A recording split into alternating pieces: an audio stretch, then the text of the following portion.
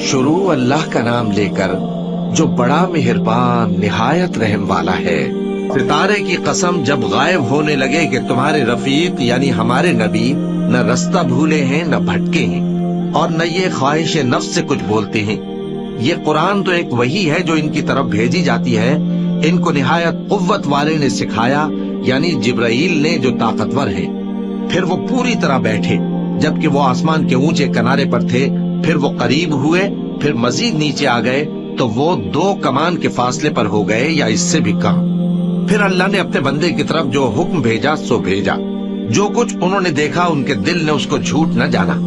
کیا جو کچھ وہ دیکھتے ہیں تم اس میں ان سے جھگڑتے ہو؟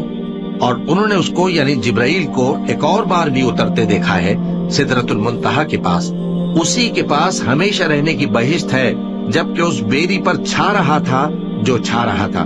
ان کی آنکھ نہ تو اور طرف مائل ہوئی اور نہ حد سے آگے بڑھی۔ انہوں نے اپنے پروردگار کی قدرت کی بہت ہی بڑی بڑی نشانیاں دیکھی۔ بھلا تم لوگوں نے لات اور عزا کو دیکھا اور تیسری مورتی یعنی منات کو؟ مشرکو، کیا تمہارے لیے تو بیٹے ہوں اور اللہ کے لیے بیٹیاں؟ یہ تو بہت ہی بے انصافی کی تقسیم ہوئی۔ وہ تو صرف نام ہی نام ہے جو تم نے اور تمہارے باپ دادا نے رکھ لیے ہیں، اللہ نے تو ان کی کوئی سند نازل نہیں کی۔ یہ لوگ محض خیال و گمان اور خواہشات نفس کے پیچھے چل رہے ہیں، حالانکہ ان کے پروردگار کی طرف سے ان کے پاس ہدایت آ چکی ہے۔ کیا جس چیز کی انسان آرزو کرتا ہے وہ اسے ضرور ملتی ہے؟ سو آخرت اور دنیا تو اللہ ہی کے ہاتھ میں ہے۔ اور آسمانوں میں بہت سے فرشتے ہیں جن کی سفارش کچھ بھی فائدہ نہیں دیتی مگر اس وقت کہ اللہ جس کے لیے چاہے اجازت بخشے اور سفارش پسند بھی کرے۔ جو لوگ آخرت پر ایمان نہیں لاتے وہ فرشتوں کو لڑکیوں کے نام سے موسوم کرتے ہیں، حالانکہ ان کو اس کی کچھ خبر نہیں۔ وہ صرف خیال و گمان پر چلتے ہیں، جبکہ خیال و گمان حق کے مقابلے میں کچھ کام نہیں آتا۔ تو جو ہماری یاد سے روگردانی کرے اور صرف دنیا ہی کی زندگی کا خواہاں ہو، اس سے تم بھی منہ پھیر لو۔ ان کے علم کی یہی انتہا ہے۔ تمہارا پروردگار اس کو بھی خوب جانتا ہے جو اس کے رستے سے بھٹک گیا، اور اس سے بھی خوب واقف ہے جو رستے پر چلا۔ اور جو کچھ آسمانوں میں ہے اور جو کچھ زمین میں ہے سب اللہ ہی کا ہے، اور اس نے خلقت کو اس لیے پیدا کیا ہے کہ جن لوگوں نے برے کام کیے ان کو ان کے اعمال کا بدلہ دے، اور جنہوں نے نیکیاں کی ان کو نیک بدلہ دے۔ جو صغیرہ گناہوں کے سوا بڑے بڑے گناہوں اور بے حیائی کی باتوں سے اجتناب کرتے ہیں، بے شک تمہارا پروردگار بڑی بخشش والا ہے۔ وہ تم کو خوب جانتا ہے۔ جب اس نے تم کو مٹی سے پیدا کیا اور جب تم اپنی ماؤں کے پیٹ میں بچے تھے تو اپنے آپ کو پاک صاف نہ جتاؤ۔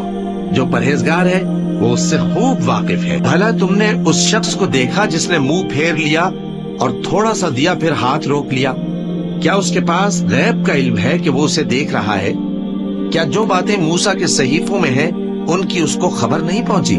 اور ابراہیم کے صحیفوں کی جنہوں نے حق اطاعت اور رسالت پورا کیا، وہ یہ کہ کوئی شخص دوسرے کے گناہ کا بوجھ نہیں اٹھائے گا، اور یہ کہ انسان کو وہی ملتا ہے جس کے لیے وہ محنت کرتا ہے، اور یہ کہ اس کی محنت کا جائزہ لیا جائے گا، پھر اس کو اس کا پورا پورا بدلہ دیا جائے گا، اور یہ کہ تمہارے پروردگار ہی کے پاس پہنچنا ہے، اور یہ کہ وہ ہنساتا اور رلاتا ہے، اور یہ کہ وہی مارتا اور جلاتا ہے، اور یہ کہ وہی دونوں جوڑے یعنی نر اور مادہ پیدا کرتا ہے، یعنی نطفے سے جو رحم میں ڈالا جاتا ہے، اور یہ کہ قیامت کو دوبارہ اٹھانا اسی کا ذمہ ہے، اور یہ کہ وہی دولت مند بناتا اور وہی مفلس کرتا ہے، اور یہ کہ وہی شیرا نامی تارے کا بھی مالک ہے، اور یہ کہ اسی نے عاد اول کو ہلاک کر ڈالا اور سمود کو بھی، غرض کسی کو باقی نہ چھوڑا، اور ان سے پہلے قوم نوح کو بھی۔ کچھ شک نہیں کہ وہ لوگ بڑے ہی ظالم اور بڑے ہی سرکش تھے، اور اسی نے الٹی ہوئی بستیوں کو دے پٹکا، پھر ان پر جو چیز چھا گئی سو چھا گئی۔ تو اے انسان، تو اپنے پروردگار کی کون کون سی نعمت پر جھگڑے گا؟ یہ پیغمبر بھی پہلے کے خبردار کرنے والوں میں سے ایک خبردار کرنے والے ہیں۔ آنے والی یعنی قیامت قریب آ پہنچی، اس دن کی تکلیفوں کو اللہ کے سوا کوئی دور نہیں کر سکے گا۔ اے کافروں، کیا تم اس کلام پر تعجب کرتے ہو اور ہنستے ہو اور روتے نہیں؟ اور تم غفلت میں پڑے ہو تو اللہ کے آگے سجدہ کرو اور اسی کی عبادت کرو۔